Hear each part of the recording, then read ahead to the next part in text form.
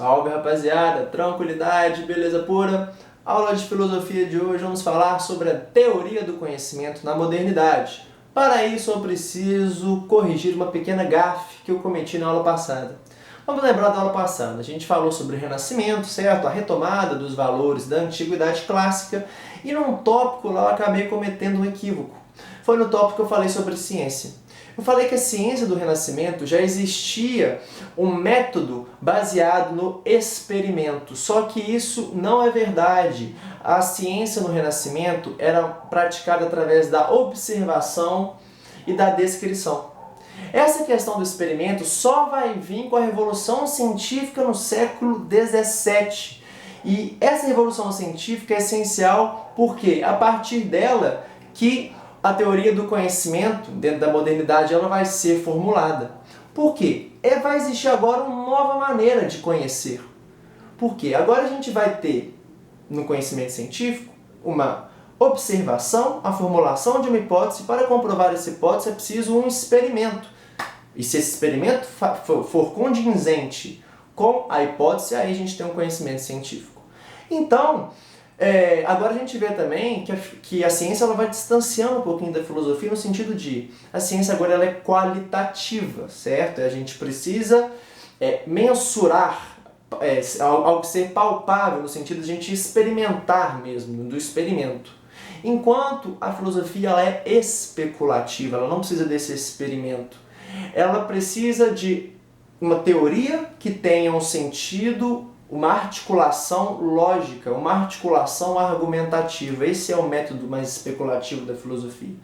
E a filosofia, a partir então desse novo método de conhecer, ela vai se indagar agora qual que é a origem do conhecimento, como conhecemos, qual é a natureza do conhecimento, certo? E a partir disso, duas correntes vão se dividir, a corrente racionalista e a empirista. Nós vamos falar do racionalismo, nosso representante do racionalismo nessa aula de hoje vai ser René Descartes, o famoso. Enquanto os empiristas a gente vai falar de John Locke e David Hume. Eles possuem uma diferença conceitual um pouco específica, assim, a gente vai ver o que pega. Uma diferença conceitual, certo? Então vamos lá. Vamos falar de René Descartes, que era um racionalista. O que pega no René Descartes? Ele falava o seguinte: a gente precisa, para a gente conhecer, e esse conhecimento ele tem que ser indubitável, ou seja, ele não pode ser passível de dúvida. E como que a gente tem esse conhecimento indubitável? A primeira coisa que ele vai falar vai ser o seguinte: não é através dos sentidos, da experiência sensorial. Porque a experiência sensorial ela é passível, ela tem a possibilidade de nos enganar, né? Você consegue comprovar isso, por exemplo, através de uma ilusão de ótica, por exemplo, né? Então ele vai falar que uma fonte indubitável de conhecimento não deve ser os sentidos. Esse conhecimento indubitável, ele deve ser um conhecimento dedutivo, através do raciocínio lógico inato ao ser humano. Então a gente já tem essa capacidade dedutiva e lógica. Essa capacidade, esse método que ele vai elaborar, ele é baseado na matemática, no método matemático que também utiliza dessa dedução lógica. E o Descartes, né, isso faz sentido porque o Descartes também era matemático. Então ele vai fundar então o famoso método cartesiano, que é baseado então nessa dúvida radical, no sentido de o que é conhecimento é só aquilo que não é passível de dúvida, ou seja, aquilo que é indubitável. Tudo aquilo que for passível de dúvida eu vou descartar. Então ele vai ter um processo, a partir de 4 etapas ele vai elaborar esse método. A primeira etapa é a seguinte: a evidência. O conhecimento ele deve ser claro e distinto. Nada semelhante deve parecer. Não deve haver nada semelhante com esse conhecimento, né? Nada que possa confundir com esse conhecimento. Ele é claro e distinto, ele é único. É a primeira coisa. Então ele deve ter uma evidência clara e distinta. A segunda etapa é a seguinte: a gente deve fazer uma análise. A gente deve pegar esse conhecimento claro e distinto e dividir em partes, né? Quando você divide em partes, fica mais fácil de você fazer uma análise do que você pegar um todo. A gente faz isso quando a gente vai ler um livro, por exemplo, né? Quando você divide um livro por capítulos, é mais fácil de você entender aquela parte, depois você passa para outra parte, aí você faz uma conexão depois. A terceira etapa para esse método vai ser a etapa da ordem. Você tem que partir também do mais simples para o mais complexo. Se for fazer o contrário, vai fazer muito sentido, né? Do complexo para o mais simples. A gente parte do mais simples, é um processo, e aí a gente vai entendendo aos poucos até chegar no complexo. E a quarta etapa seria uma revisão. A gente vai revisar tudo que a gente já fez, ou seja, se realmente aquele conhecimento é claro e distinto, se a gente realmente dividiu as partes, se a gente partiu do simples para o complexo. A partir desse método, portanto, Descartes ele vai falar que a gente consegue, então, um conhecimento que é indubitável, né? A gente pega e analisa, hoje em dia, né, o que as pessoas consideram como conhecimento, se pelo menos uma parte dessa etapa fosse usada atualmente, né, por exemplo, nas redes sociais, nossa, a diferença que ia fazer é muito difícil, né?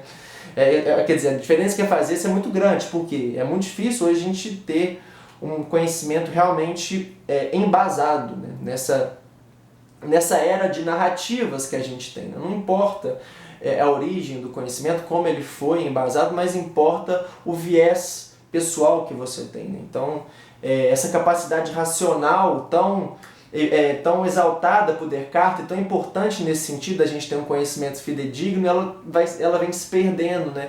Graças a diversos fatores, e a gente entra no campo mais da sociologia, né? Mas enfim, é um parênteses que eu queria fazer, que quem dera a gente tivesse pelo menos um pouquinho desse critério cartesiano nos nossos dias de hoje, nas redes sociais, principalmente em que é uma zona de combate louco essas redes sociais. Enfim, a gente estabeleceu, portanto, o racionalismo de Descartes, beleza? Que possui esse método em busca do conhecimento indubitável. Vamos agora para o empirismo que vai falar o seguinte: não existem ideias inatas, que nem Descartes fala, dessas questões, dessa nossa capacidade lógica dedutiva. Para a gente entender melhor, vamos começar com Locke.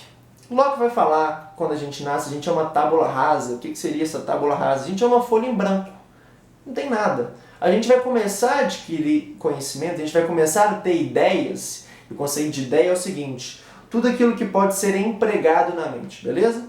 Quando a gente começa, então, a entrar em contato com ideias, a primeira coisa é através da sensação. A sensação é o seguinte: a sensação é proveniente dos estímulos externos. Então a gente tem um estímulo externo, a partir desse estímulo externo ele volta para a nossa mente e aí a gente tem uma ideia. Essa ideia seria uma ideia simples, né? Uma ideia básica ali através da sensação, beleza? Essa percepção de uma sensação externa. E aí, o próximo passo para a gente chegar nas ideias complexas seria a reflexão. Quando a gente reflete sobre aquilo que a gente acabou de perceber, daquilo que a gente acabou de sentir, a gente consegue manipular essa sensação, então formando ideias complexas. Ou seja, quanto mais experiência a gente tem, mais a gente consegue elaborar, né, juntar ou separar essas ideias para elaborar ideias mais complexas. A gente vê então que não tem como a gente criar algo sem antes ter uma percepção daquilo, uma sensação daquilo. Por quê? As nossas ideias complexas, elas são oriundas dessas sensações que são as percepções externas, os estímulos externos que a gente tem. Beleza? Então a gente passa de ideias simples, através das sensações, para ideias complexas, através da reflexão. Beleza? Agora o Hume tem uma pequena diferença conceitual. Por quê? Ele vai falar que essa questão, esse conceito de ideia, para Locke é muito abrangente, né? E Locke vai falar que ideia é qualquer coisa que pode ser empregado na mente. E aí Hume vai falar, não. Hume vai falar o seguinte: ele vai trabalhar com outro tipo de conceito. Ele vai trabalhar com o conceito de impressão e com o conceito de ideia. Então, ideia vai ter um outro significado aqui, beleza? A impressão são as nossas percepções imediatas. Então, deu um tapão aqui no meu braço. Isso aqui foi uma impressão imediata que eu tive. Essa impressão mais imediata que eu tive, ela é mais vívida, ela é mais forte. Eu senti ela na hora aqui. Quando eu imagino essa percepção que eu tive, sei lá, 2 minutos, isso vai ser uma ideia. Por quê? vai ser uma cópia dessa impressão que eu tive, e essa cópia dessa impressão, ela vai ser menos vívida, né? Não vai ser igual no momento que eu dei o tapa, a dor não vai ser a mesma, a lembrança dessa dor, entende? Então, o que acontece? Ele vai classificar então essas impressões como percepções imediatas e as ideias como cópias dessas impressões. E mais uma vez, a articulação agora dessas impressões que vão gerar ideias mais complexas. Entende? Então, as ideias são mais complexas no sentido delas aglutinarem, separarem impressões. As impressões, elas são mais vívidas, certo? Então a gente sente muito mais do que as ideias, porque as ideias a gente só está imaginando, lembrando das nossas impressões. Então ele faz essa diferença conceitual, mas que a semelhança é a seguinte: o nosso conhecimento, ele provém das sensações e ele sempre parte do simples para o complexo, beleza? Tanto em Locke quanto em Hume.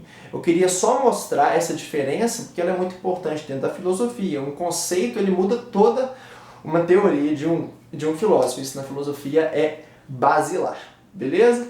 Então, a partir disso, eu encerro a aula e aquela questão, né? Cada teoria, dentro do que ela propõe, ela vai ter uma função específica, né? A gente pode, portanto, ter reflexões tanto com a teoria de Descartes, quanto com a teoria do empirismo, de Hume. Por exemplo, de Descartes a gente pode ter aquela reflexão, como eu disse, né, do embasamento de um conhecimento, né? E aqui, dentro do empirismo, a gente pode ter uma discussão acerca da nossa psicologia, certo? Então, são várias reflexões que a gente pode puxar a partir dessas teorias diferentes. Isso eu reforço, a gente tem que ter essa capacidade também de associação do conhecimento que a gente vai adquirindo. Esse conhecimento, né, ele pode ser adquirido para Descartes de uma maneira, para Hume, Locke de outra. Enfim, essa foi a aula, espero que tenha ficado claro para vocês. Qualquer dúvida é só me chamar, né? Espero que tenha ficado claro e distinto, como diria Descartes. E qualquer dúvida, então, é só falar. Aquele abraço, um beijo no coração e até semana que vem.